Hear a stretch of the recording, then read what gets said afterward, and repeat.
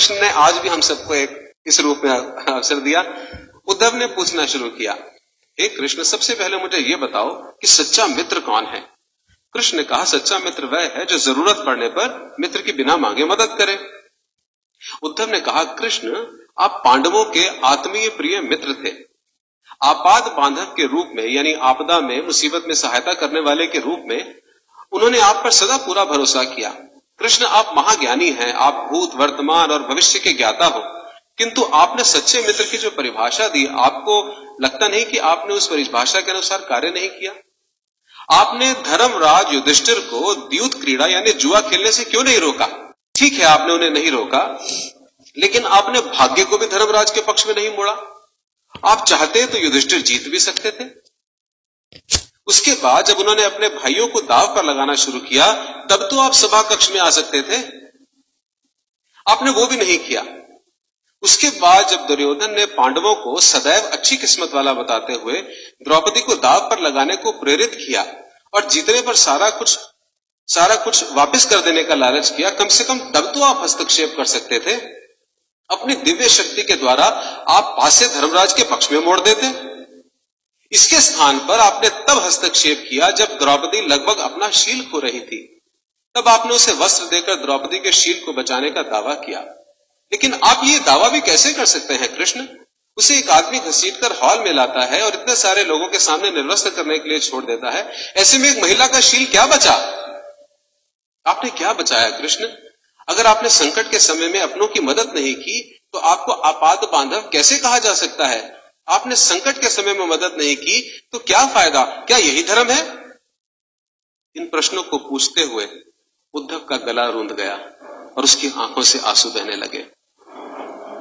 हंसते हुए भगवान कृष्ण बोले, प्रिय उद्धव, ये सृष्टि का नियम है कि विवेकवान ही जीतता है। उस समय दुर्योधन के पास विवेक था, इसलिए वो जीता, धर्मराज के पास नहीं था। यही कारण था कि धर्मराज पराजित हुए। उद्धव हैरान हुआ और उद्धव को हैरान देखकर कृष्ण आगे बोले, दुर्योधन के पास जुआ खेलने के लिए पैसा और धन तो बहुत था, लेकिन उसके पास 500 का खेल उसे नहीं खेलना आता था। इसलिए उसने अपने मामा शकुनी को द्यूत क्रीड़ा के लिए प्रयोग किया, जुए के लिए उपयोग किया। यही विवेक है। धर्मराज भी इसी प्रकार सोच सकते थे और अपने चचेरे भाई से पेशकश कर सकते थे कि उनकी तरफ से मैं खेलूंगा। जरा सोच कर देखो, अगर शकुनी और मैं खेलते तो कौन जीतता? पासे के अंक उसके अनुसार आते या मेरे अनुसार आते? चलो इस बात को जाने दो, उन्होंने मुझे खेल में शामिल नहीं किया, इस बात के लिए उन्हें माफ किया जा सकता है। लेकिन उन्होंने विवेक शून्यता से एक और बड़ी गलती की। उन्होंने मुझे प्रार्थना में बांध लिया। उन्होंने मुझसे प्रार्थना की कि मैं तब तक सभा कक्ष में ना आऊं जब तक मुझे बुलाया ना जाए, क्योंकि वे अपने दुर्भाग्य का खेल मुझसे छुपकर खेलना चाहते थे। वे नहीं चाहते थे कि मुझे पता चले कि वो जुआ खेल रहे हैं। इस प्रकार उन्होंने मुझे अपनी प्रार्थना में बांध लिया। मुझे सभा कक्ष में जाने की अनुमति नहीं थी। इसके बाद भी मैं कक्ष के बाहर खड़ा हुआ इंतजार कर रहा था कि कब कोई मुझे बुलाए और मैं अंदर जाऊं। भीम, अर्जुन, नकुल, सहदेव सब मुझे भूल गए और केवल अपने भाग्य को और दुर्योधन को कोसते रहे। अपने भाई के आदेश पर जब दुशासन द्रौपदी के बाल पकड़कर घसीटता हुआ सभा कक्ष में लाया, वो भी अपने सामर्थ्य के अनुसार जूझती रही। उसने भी मुझे याद नहीं किया। उसकी बुद्धि तब जागृत हुई जब दुशासन ने उसे निर्वस्त्र करना प्रारंभ किया। तब उसने स्वयं पर निर्भरता त्याग कर, छोड़कर हरि हरि अभयम कृष्ण की गुहार लगाई। तब और जैसे ही मुझे पुकारा गया, मैं अविलंब वहां पहुंच गया।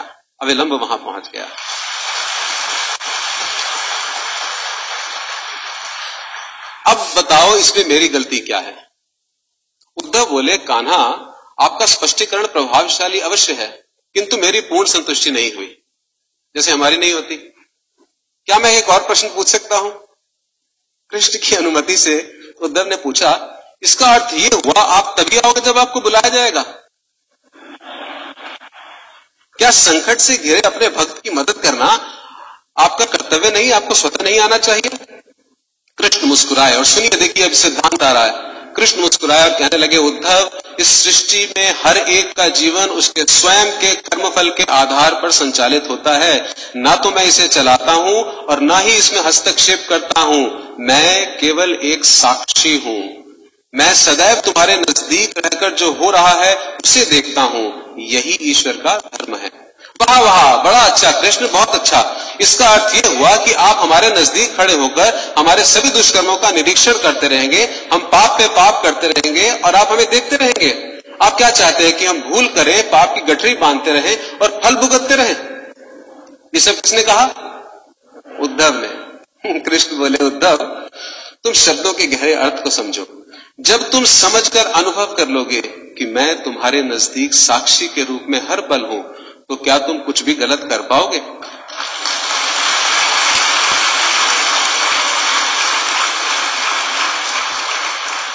जब तुम ये भूल जाते हो और ये समझने लग जाते हो कि तुम मुझसे छुपकर कुछ भी कर सकते हो, तभी मुसीबत में फंसते हो।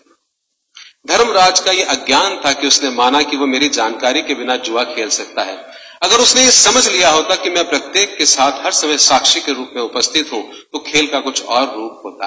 भक्ति से अभिभूत उद्धव मंत्रमुग्ध हो गए और बोले, प्रभु, कितना गहरा दर्शन आपने दिया, कितना महान सत्य है।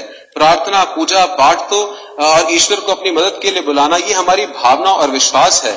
जैसे ही हम ये विश्वास करना शुरू करते हैं कि ईश्वर के बिना पत्ता भी नहीं हिल सकता, हमें साक्षी के रूप में उनकी उपस्थिति महसूस होने लग जाती है। गड़बड़ केवल तभी होती है जब हम इसे भूलकर दुनियादारी में डूब जाते हैं।